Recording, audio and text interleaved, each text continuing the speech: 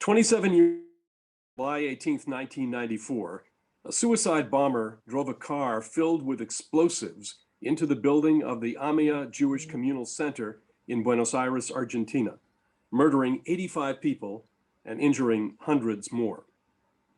The AMIA bombing was the deadliest terror attack in Argentina's history, and from the very beginning, the evidence pointed overwhelmingly to the involvement of Iran and its proxy Hezbollah in the planning and execution of this horrific attack.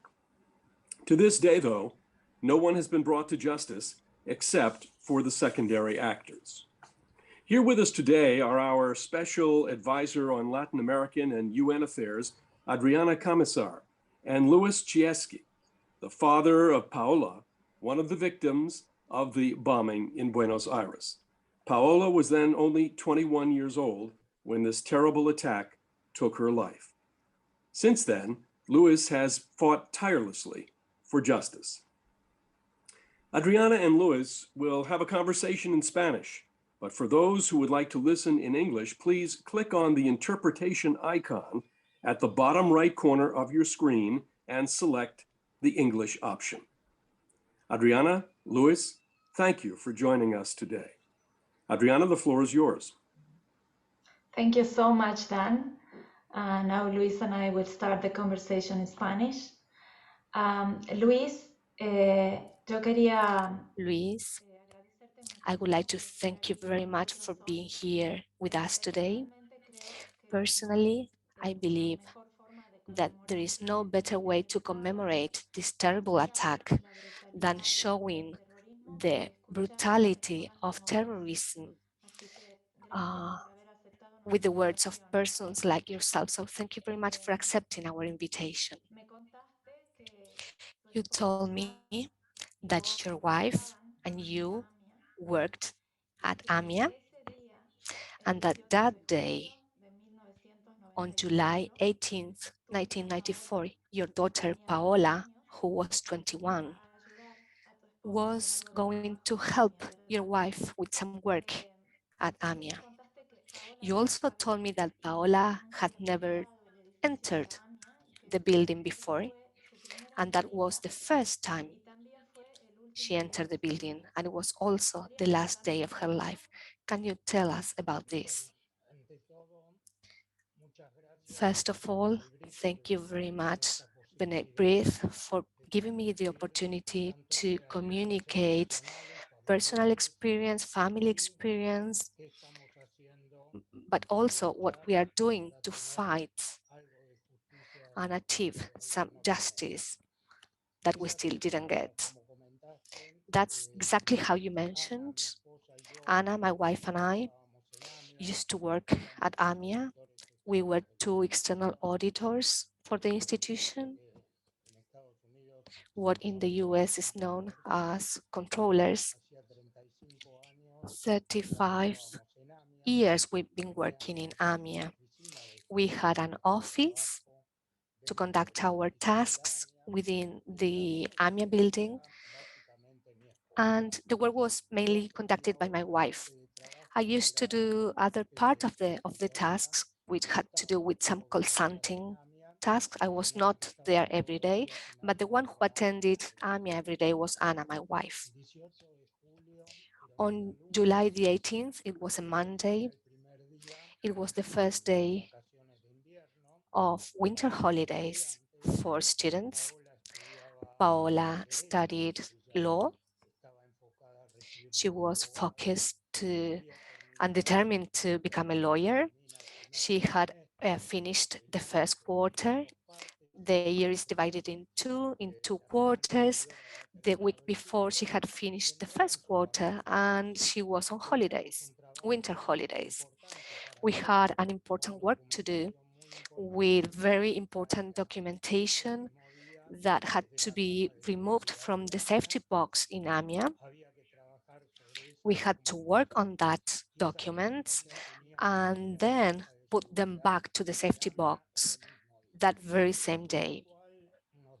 Therefore, some days before, we asked Paola if she could come help Anna to conduct that work. that we needed to do very, very fast. Paola had never entered the building. She was not an employee of AMIA. She had nothing to do with the institution. Well, Anna woke her up early. For her, it was very difficult to wake up because she was an adolescent and she liked to sleep. It's very difficult to wake them up in the morning when they do not have something to do. She woke up, she went to the building. Paola was provided with a desk at the administration sector, the second floor. Our office was a very small office and had only room for a desk, a chair, and the cupboard where documents were kept. So Paola went to work to another office, different from that of Anna. After an hour working, Paola asked Anna if she could get her coffee. The AMIA building was being repaired, therefore the kitchen was not operative. So the only thing was machine coffee, which is known here as filtered coffee. And Paula didn't like that coffee, so she asked Anna to order a coffee from a bar in the corner. Anna ordered the coffee. For security reasons, whenever someone makes an order from the outside, the delivery person could not enter the building, but just leave the order at the entrance to the guards. And the guards called the person who made the order. The person would go down and take the order to the office. Last thing we knew was that Anna was told that the delivery guy was at the entrance of the building. She told Paola to go pay for the coffee. She took the elevator in the second floor, and the last thing we knew was that she arrived at the main floor and she opened the elevator when the bomb exploded. Paola and the delivery guy died. I would like to make something clear that it may be worth knowing. Some months before the attack, there was an alarm, a bombing alarm in the AMIA building. It was not very frequent, but it happened sometimes. It was in April 1994, and the building was emptied. There was a protocol, and everything was conducted in agreement to the protocol. Paola had to meet Anna that day. She was calling to the office and nobody answered. She called Anna, Anna answered, and then told her, I'm outside the building because there is a bomb threat. Anna told us that Paola told her, Mom, please stop working there. Leave AMIA, it is not worth it. And Anna told her, Paola, please, when there is a threat, there is no bomb. When there is a bomb, they will not tell us. Qué bárbaro. Wow. And that's how it was. Luis, a mí me gustaría que nos Luis, I cuentes would cómo like you hizo to tu tell familia, us cómo hicieron, how si tú did your puedes, por favor, family, con how tus did hijos que you, your vivieron wife, your esta kids to cope tragedia tan with terrible? this terrible tragedy? There is no method, no formula, no book that says how to move forward personally and at the family level when a situation like this occurs. Each of us resolves it as cans from the personal, from the family level. We had the help of the family members, friends, and of everybody that offered their help. But eventually that help is temporary. And then you need to look to your family. You are alone there inside your house. And what did we do? At the beginning, the one that had psychological assistance was Anna. Neither the kids or me had that assistance. We didn't think that it was necessary, but after a while, I realized that for me, it was necessary. So I had psychological help, and it helped me a lot. And then, well, this process also ends. And what does one do, or what did we do to move forward? You know that after what happened, you have a load, a burden that you will carry throughout your life. It is like a backpack. And what do you do with that? Well, we learned a lot. We learned to live with that backpack on our shoulders. And how do you learn to live? Well, there is no method, nor formula. You do it as you can, and you do it with your inner strength and the help of others. Our kids gave us strong support. I would like to tell you what happened during the first months after the attack. At home, roles were inverted. Our kids began to be like our parents and to protect us. They filled the role of parents. Roles were inverted. They started to be father and mother, and mom and dad became the kids. This lasted some months until the situation was back in its place. We kept fighting, we kept moving on, we did it as we could, and luckily we could move forward. What does it mean to move forward? It means that we had our times of being extremely sad, of being happy as any other person. There were times of happiness when my kids got married, when my grandchildren were born, as any other person. And then there were sad times that you need to overcome as you can. With this backpack on your shoulders, pushing forward. The memory will always be there and the absence will always be there. Luis, la verdad que yo sé que has contado esto I muchas know that you have veces, told pero this yo me many, imagino many que times, but I cada vez que lo imagine contás that every es time igual you de tell this difícil story again, it's y as hard yo as the creo first que time.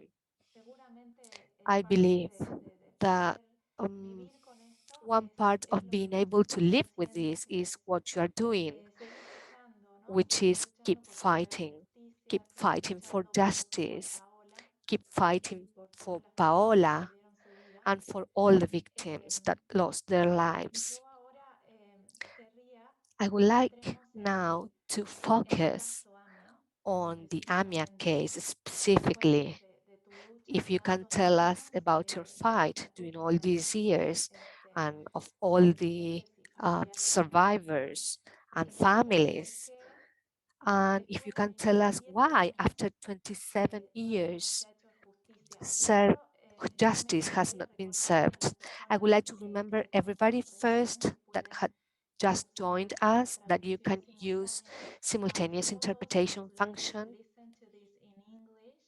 Please click on the interpretation icon at the bottom of your screen and select the English option. And you can also silence the original language if you want to. Perdón, Luis, si puedes ahora comentar sobre esto. So, Luis, can you tell us about this? Yes, immediately after the attack, obviously, justice intervenes, and justice was there from the very first day after the attack. And what happened? I would like to say briefly how justice focused their tasks.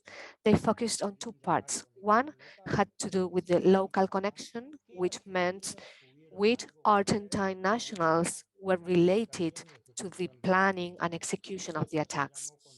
And the other one was called the international connection, which is how the attack was decided, financed, and executed, and where did the suicidal driver came from. In relation to the first part, the local connection, there were regrettably investigations on who had the van that exploded at AMIA. That resulted in a trial to 23 accused of being related to the van, not with the explosion, but with the van. That trial ended with the acquittal of all of them. Less than 1 year ago, the last person who was accused was also acquitted. What does it mean to be acquitted within a judgment? It means that there is no penalty, but it does not mean to be innocent. It was acquitted for some other reason, not because the individuals were innocent, but because there was an issue that was produced by the justice itself to pay illegally to an accused, and that resulted in the trial to fall into pieces, not because the accused were innocent, but because there was a juridical act that invalidated the trial. In relation to the international connection, I would like to clarify a mistake that is very frequently heard when they talk about the bombings. They say that investigations reach nowhere, and that is not true. Investigations show a lot. We know who decided to conduct the attack, the day when it was decided during a meeting in Tehran or some other city in Iran, the ones who were involved or participated in the meeting, how the attack was financed, which was the organization who executed the attack, which was the terrorist organization Hezbollah, who was the suicidal driver. But what we do not have are convictions. There is a lot of information investigated, but there are no results. So I always correct everybody that says that in the investigation there is nothing. What we do not have is convictions. So what happened throughout time after this trial in relation to the van?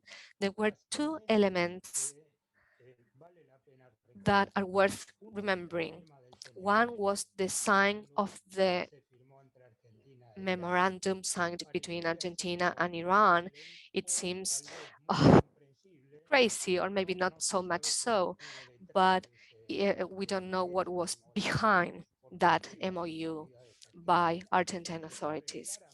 It is clearly known that, and it is in the case, which was Iran's intention, which was to separate individuals by their name and surname that are accused of participating in the bombings, and that was the only aim for Iran.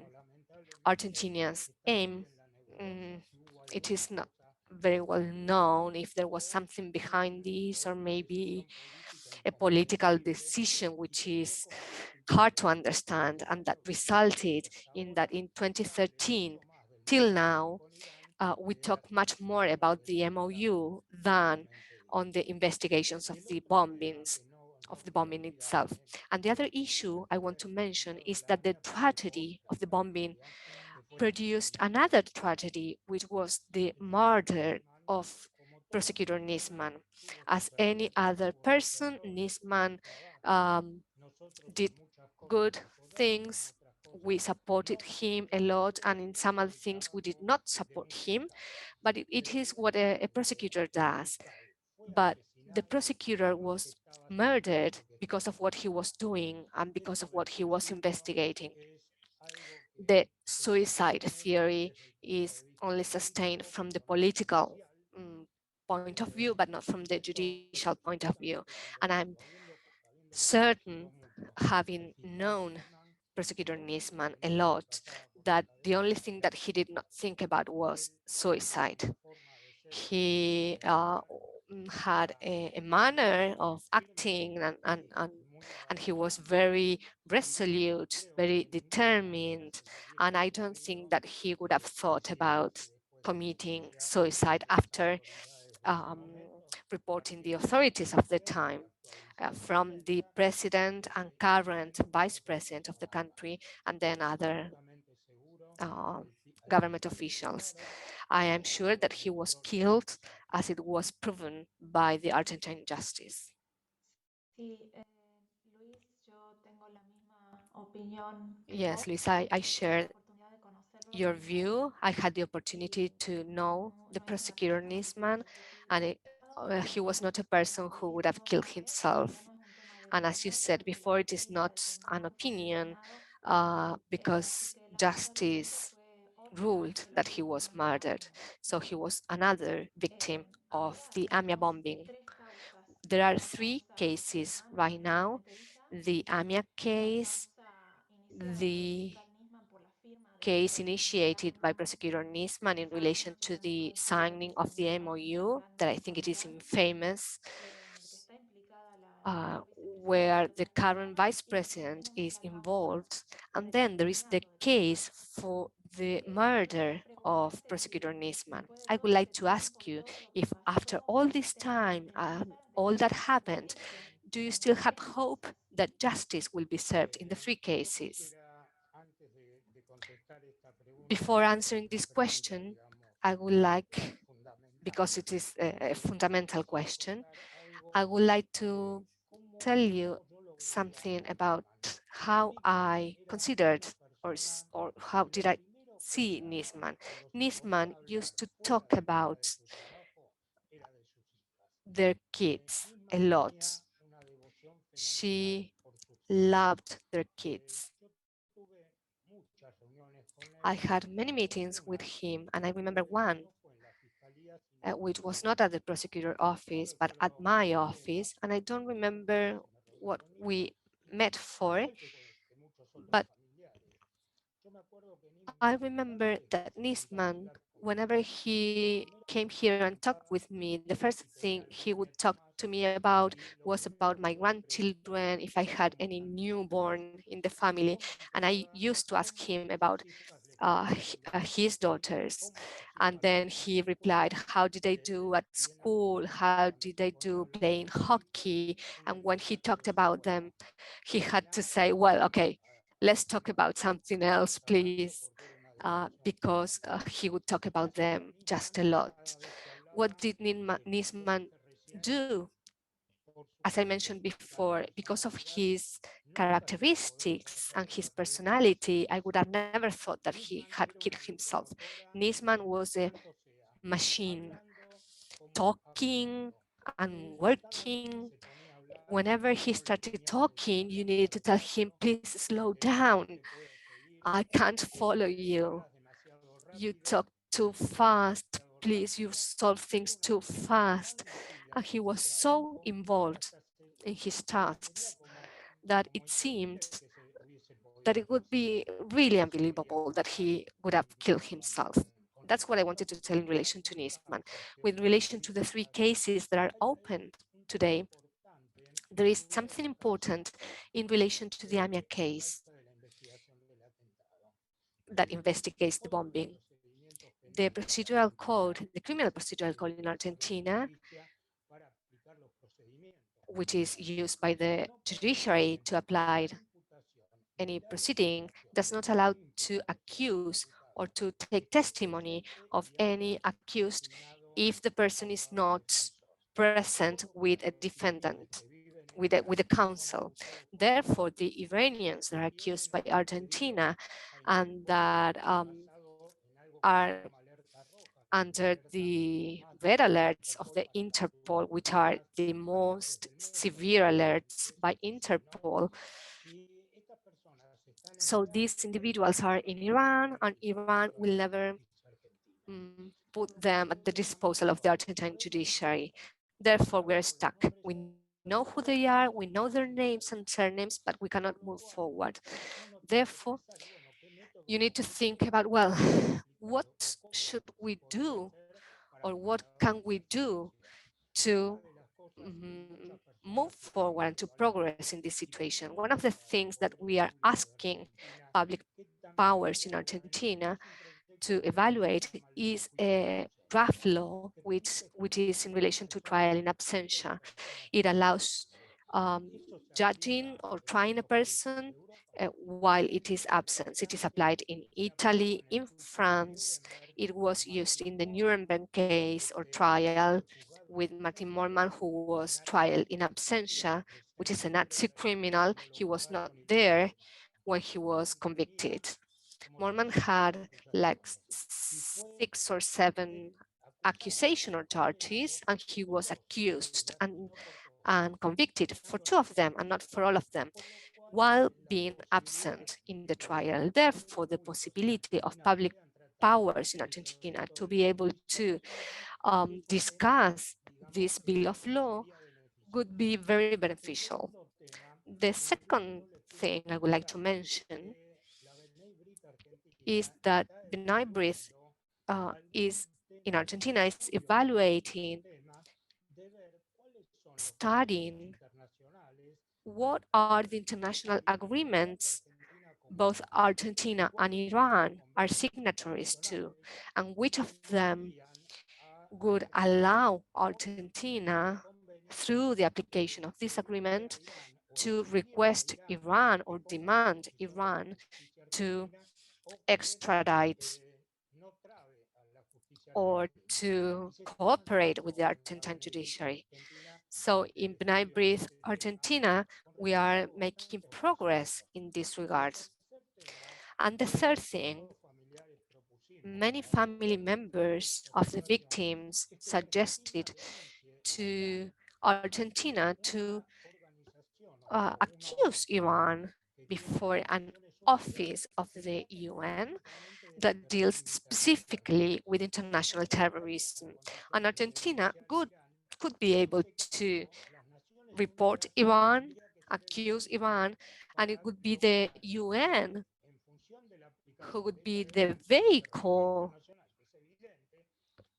to press Iran to do what it has to do, which is to put such individuals at the disposal of the Argentine judiciary. So these are the 3 things that are under evaluation right now. What the Argentine government intended to do in 2013 with the MOU signed between Argentina and Iran, the reasons or the purpose of the signing was related to that. But it was so absurd that in order for Iranians to provide a statement, we needed to have a commission. So it is like asking Al Capone to put one of his guys to analyze the accusations against him, or more serious even is to ask Nazis to cooperate with the aliens to see what can be analyzed in relation to their accusations. So it is absurd. It cannot be understood by anyone who is rational. And then the Argentine judge had to go to Iran to take the testimony of the accused. I cannot imagine an Argentine judge being there in Iran asking for explanations to an Iranian national. So this is so absurd that if it had happened, if an Argentine judge would have traveled to Iran, a judge is a judge only an Argentine judge is only a judge in Argentina, but let's suppose that it can be accepted that an Argentine judge can go to Iran to take testimony to Iranians. If you take testimony to an accused, the judge has 3 possibilities. Acquittal, that is to say, this individual has nothing to do. Then say that there is no acquittal, but not an accusation. Let's leave this pending for the future. And then the accusation itself, the indictment. So the proper term is indictment with preventive apprehension or not. Preventive apprehension would be in relation to the possibility of the person to be able to flee or to make the investigation hinder the investigation. So I wonder, can an Argentine judge apprehend an Iranian in Iran, in an Iranian jail? So it is so absurd that it's difficult to understand. And the third thing you asked, the last investigation, what I mentioned before, is related to the second investigation, which is the investigation in relation to the responsibility or the liability on the signing of the MOU. There are many difficulties. The accused go from the current vice president to many public officials, and it is evident that their power is higher than the power of Daya, which is one of the plaintiffs, and the families. The, the third case that you mentioned is the case in relation to Nisman's death. That case, I think that the investigation, if the current government did not hinder that investigation, the investigation is completed. Nisman was killed, murdered. We do not know who killed him or who ordered his killing. They know who provided the weapon. It was a former employee of Nisman who is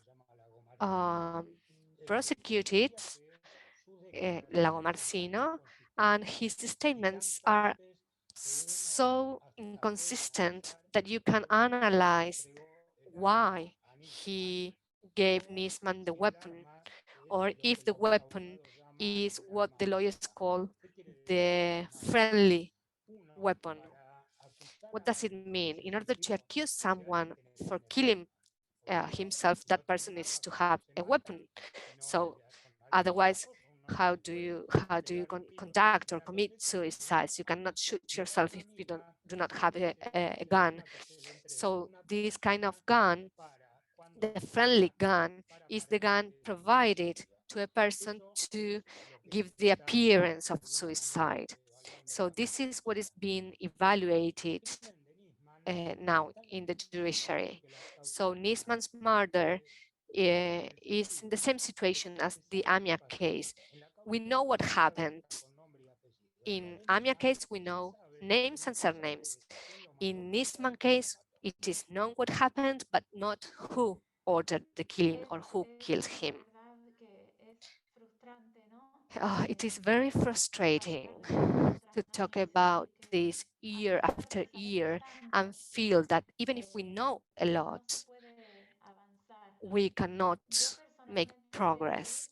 I personally believe, and thank you very much for your excellent explanation, I think that the trial in absentia would be a solution to achieve some justice so that the families of the victims, that survivors and the Argentine citizens and the world in general get to know the truth, even when you cannot apprehend the convicted individuals. And I think that in Argentina today, at the political level, the conditions are not set, but let's hope that it can be done eventually in the future. I think that that would give Interpol alerts more strength, that in spite of the MOU are still ongoing. And I wish that at some point this can be done, that truth can be known in relation to Nisman. I would like to thank you very much for your fight all these years, for your bravery, and I hope that this interview, this testimony that you gave so many times, but that you, once again, the case has more visibility and there is more international pressure for justice. Thank you for being here. It is a pleasure for me. I would like to make something clear in relation to trial in absentia. There are bills of law. Some of them lost their parliamentary status because there is a term for it to be treated. Some bills of law are no longer in force, but some of them are in force. I participated in an event of the Jewish community in April this year, where the Varsovia ghetto was commemorated, and several officials from the government participated, among them the president of the deputy chamber. And the president, in his speech, in addition to talking about the commemoration itself, talked about the bill of law of trial in absentia. All this could be useful if it was put into practice and if it's not just words that are not materialized. Trial in absentia in Argentina has two, let's say, opinions against it. The one that says that if trial in absentia is used in AMIA cases to close the case, and I think that it is just the opposite. It is to block the case and keep moving, because all of this can end in an oral trial, and in an oral trial everything is communicated, what was investigated. There are individuals that maybe are not willing for that stage to be reached because their performance was not uh, desirable, but the draft law of trial in absentia exists. Another opposition to this kind of trial is the definition of terrorism in Argentina, because it would apply to several crimes, transnational crimes, human trafficking, terrorism, some other that I don't remember right now. In relation to terrorism, the definition of terrorism in Argentina is an issue that's been very much discussed for our own history. It is state-based terrorism and based on the black years of Argentina during the last dictatorship, where many persons say that they prefer that there is no trial in absentia, so that by using this law, many accused, there will be many persons accused and they do not want it to. So those would be the arguments against trial in absentia. In relation to the fight to get to know the truth, I'm not the only family member who is fighting for this. We are many, not too much, but many. Some family members already passed away because it's been so many years. Some do not have the strength to keep moving. Others try to move forward in other directions. But all of us who are fighting to get to the truth, you ask yourself, well, why do we keep on fighting to get to know the truth? Are we the only ones that have to fight to get to the truth? Shouldn't we be joined by the entire society? Those are questions we ask ourselves. We feel that we are accompanied, not as much as we would like, but we know we are. And you say, well, why do I fight for this? And I always tell two things. One is what's in a family meeting, what our eldest grandchildren said. They know what happened, now they can understand what happened. And I remember that one time when all my grandchildren were present, luckily we have 7 of them. So the eldest at one point when they were with me alone told me, Grandpa, please keep on fighting. We feel very proud of you, and that is priceless at the personal level. To me, it is more worthy than any other thing in the world. And then also, another issue why we keep on fighting is to know that eventually the convicted individuals are where they need to be, where they should be, the ones responsible for the attack, and not only the ones that live in Argentina, but also the ones that live in Iran. An attack of this nature cannot be conducted without domestic support, and we do not have that information. We keep on fighting for that. We keep on fighting so that impunity does not win truth, so that Argentina stops being pointed out as a country where terrorist attacks are for free, and that somehow we can give the world a different message of what Argentina should be. So in summary, we are fighting because we would like our kids and grandchildren to live in a better country than the one we had to live in. And we all need to thank you, Luis, for that, because in your personal fight, I think you are a hero,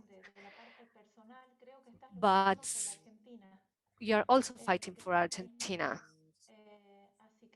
so that it is a better country. So I would like to thank you for that, and we wish we could be there by your side and all of the other family members of the victims. Thank you for being here today with us, and I will pass on the floor to Dan so that he can do some final remarks to close the program.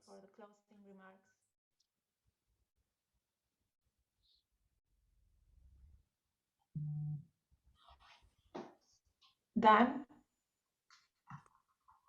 Well, this has really been a truly remarkable conversation and a moving conversation. We're so grateful to you, Luis, for accepting our invitation and for your courageous fight for justice, not just for your daughter, Paola, but also for all of the victims of that day in July in 1994. I'd like to ask Adriana a question. How will this incredibly sad anniversary be commemorated in Argentina this year? We know that there have been commemorations. What is being planned for this year? Then the central commemoration event this year will be virtual, like last year, because of the pandemic. We still don't have the conditions to do it, in a normal way. It will take place tomorrow at 9:53 a.m., which was the exact time of the bombing. And people will be able to follow it through YouTube and also to the Facebook page of AMIA. The event was organized by AMIA, by DAIA, which, as you know, is the Jewish umbrella organization in Argentina, and also by the relatives of the victims. And I will have testimonies from survivors, from relatives of the victims, and also a message from the president of AMIA. So I hope everybody here can follow it tomorrow. Well, thank you, Adriana. We will continue to demand justice in this case, as we have done from the very beginning. And Luis, in the words of your grandchild, keep fighting. Well, tomorrow, we're airing the second part of this conversation series. We'll be discussing the connections between the AMIA attack and the attack in Burgas, Bulgaria on July 18th, 2012. Dr. Matthew Levitt and Professor Gustavo Perednik will break down the common threads between these two attacks and broader operations by Hezbollah. We hope you'll tune in at 10 a.m. Eastern Time, 11 a.m. Argentina, 5 p.m. in Israel, when it premieres on our B'nai B'rith International Facebook page. For Adriana Camisar and for Luis, thanks for joining us, everyone. Take care.